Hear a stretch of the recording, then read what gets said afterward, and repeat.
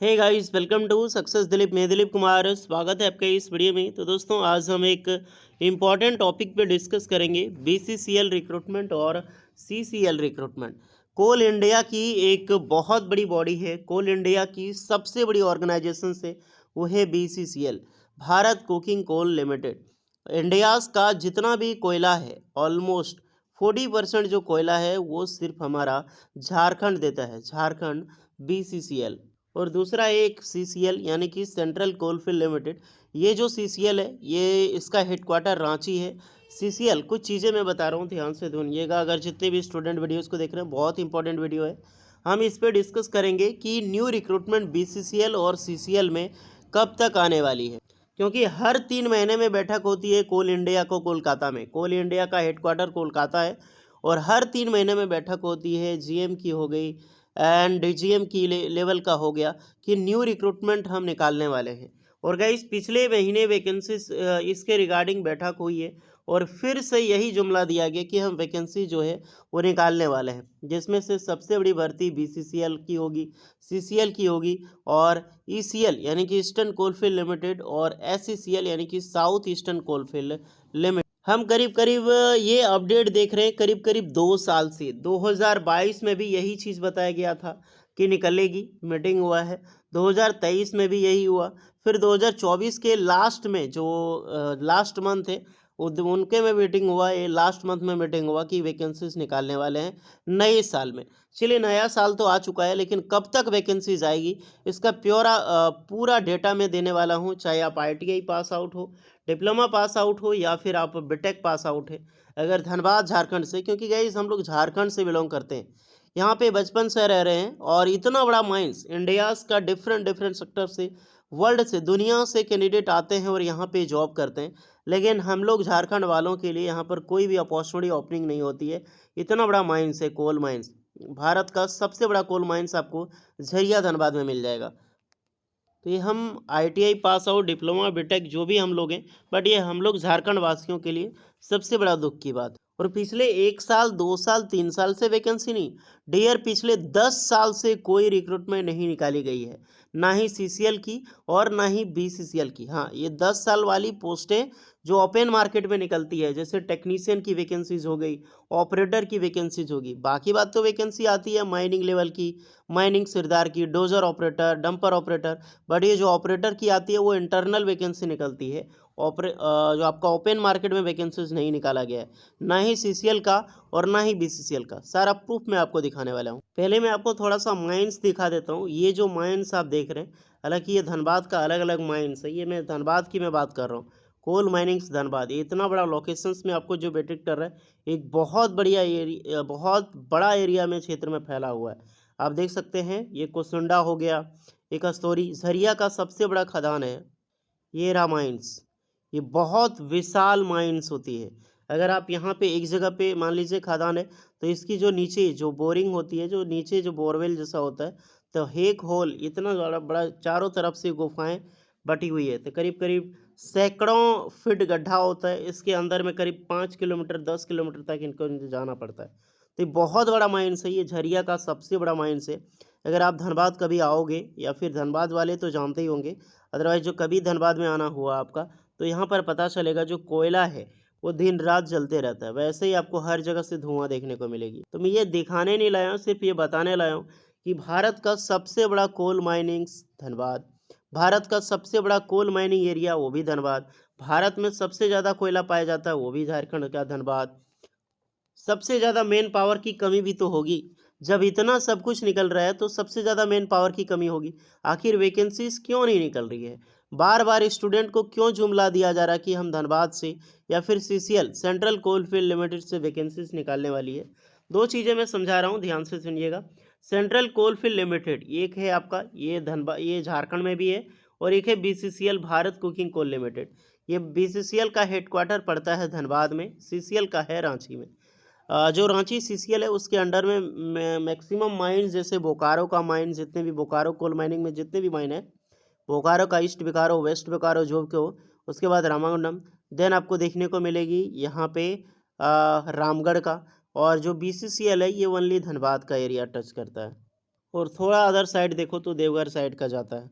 सो इतना बड़ा क्षेत्र है और वैकेंसीज ऐसी नहीं कि रिक्त नहीं है यार, बम्पर वैकेंसी खाली है।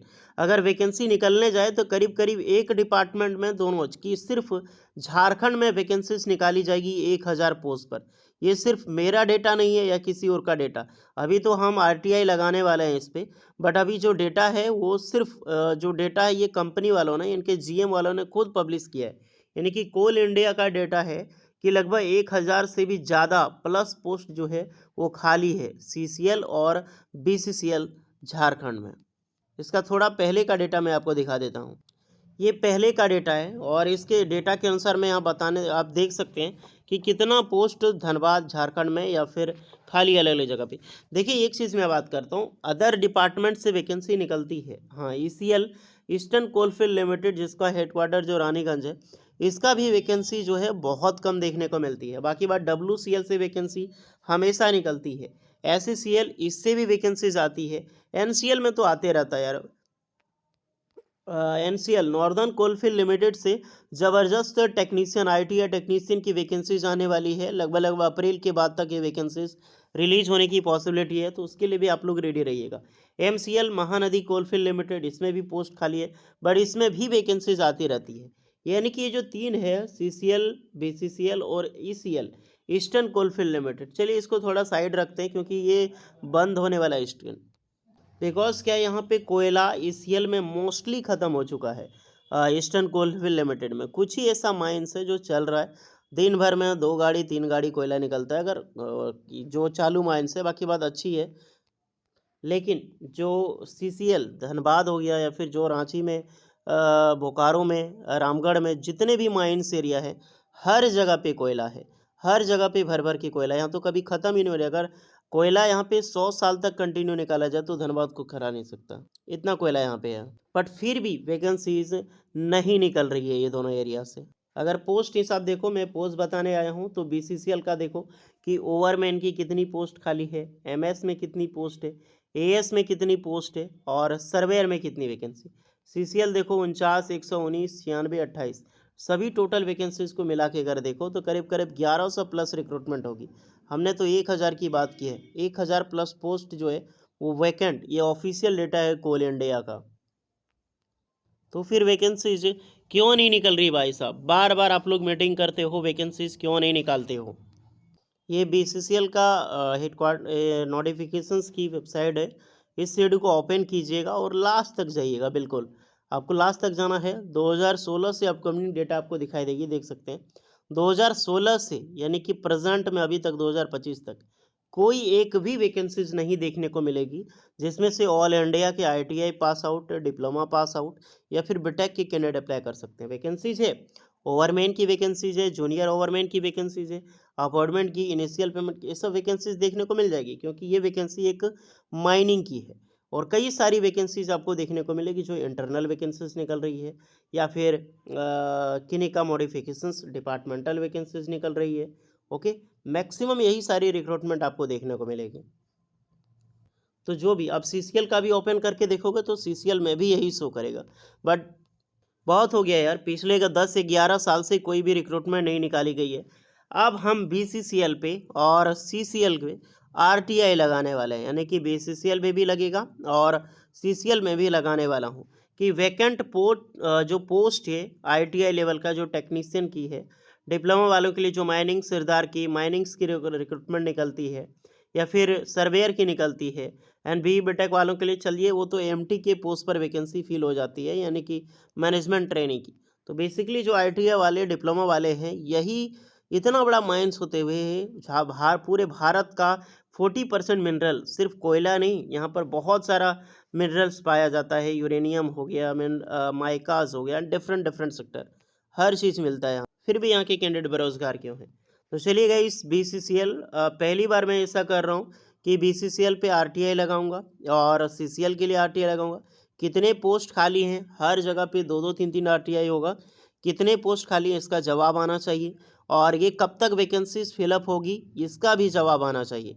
अगर ये लोग जवाब आपका यहाँ से नहीं मिलेंगे तो डायरेक्टली कोल इंडिया पे लगेगा। और मैं भी आप सभी कैंडिडेट से रिक्वेस्ट कर रहा हूँ, अगर आप ITI पास आउट हैं, डिप्लोमा है, चलिए छोड़िए आप अदर स्टेट से हैं या नहीं है, लेकिन आप तो झारखंड के हो।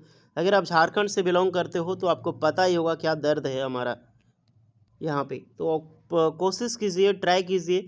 आरटीआई लगाने में मात्र 10 रुपया लगता है, तो आप लोग आरटीआई ज़रूर लगाइए। कोल इंडिया पे लगाइए, बीसीसीएल के लिए लगाइए। कितनी पोस्टें खाली है, कब तक वैकेंसीज होगी। एक से ज़्यादा आरटीआई लगाया जाएगा तो कहीं ना कहीं इनके जीएम पे डीएम पे असर ज़रूर करता है और रिक्रूटमेंट की प्रोसेस की ओर चलते हैं। यहाँ पर कोई भी आवाज़ उठाने वाला नहीं है कोल माइंस में, चाहे धनबाद में, क्योंकि एक से एक माफिया भरा पड़ा है यार। बहुत बड़ा बड़ा माफिया है। हमारा धनबाद में इतना बड़ा बड़ा आपको माफिया मिल जाएगी, ये पूरे भारत में आपको कहीं नहीं मिलने वाला है जितना कोल माफिया आपको यहाँ पर मिलेगी, एक से एक आदमी। तो इसीलिए हर चीज़ पता नहीं चलता, हर चीज़ पैसे से फिल होती है, लेकिन वो चीज़ नहीं है। वैकेंसीज निकलेगी और वैकेंसी जो डेटा है हमारे पास एक प्रूफ है कि गवर्नमेंट ने डेटा दिया है, कोल इंडिया ने, तो उसको लेकर हम आराम से आरटीआई लगा सकते हैं। तो आप लोग ज़रूर लगाइए, क्योंकि मैं खुद लगाने वाला हूँ और जैसे इसका रिप्लाई आएगा उसका जवाब मैं आपको ज़रूर दूंगा। चलिए गाइस, यही बताना था। कैसी लगी वीडियो ज़रूर बताइएगा। वीडियो इस पर लगी हो सो प्लीज़ लाइक शेयर और सब्सक्राइब करें। मिलते हैं नेक्स्ट वीडियो में, तब तक के लिए जय हिंद।